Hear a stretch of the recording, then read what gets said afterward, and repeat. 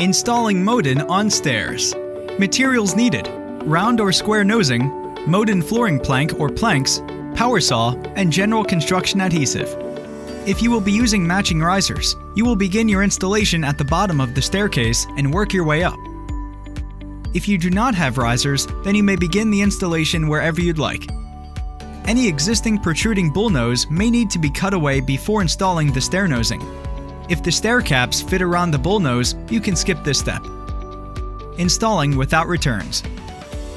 Measure the length and depth of your stairs and cut the planks and nosings to fit the appropriate distance. Install the first riser by gluing it to the vertical section of your bottom step. Interlock the nosing into the plank to form a full tread. If just one plank is not enough for the depth of your step, you can add an additional plank by interlocking it with the other plank. Apply the general construction adhesive to the combined nosing and plank and install onto your stair. Install the next riser, if you are using risers, and proceed up to the next step.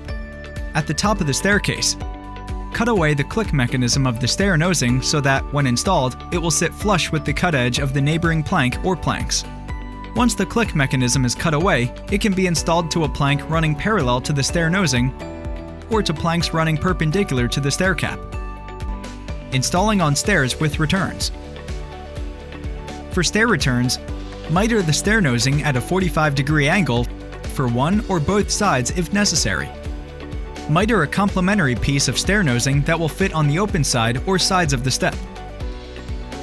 The click mechanism will need to be cut off on both the plank and the stair nose for the returns and glued down adjacent to one another without interlocking. First, glue down the plank. Then glue down the stair nosing pieces, taking care to make sure that the mitered sides are perfectly aligned and flush with each other. If back of the return piece is visible from behind, you will need to cut another small return back toward the staircase.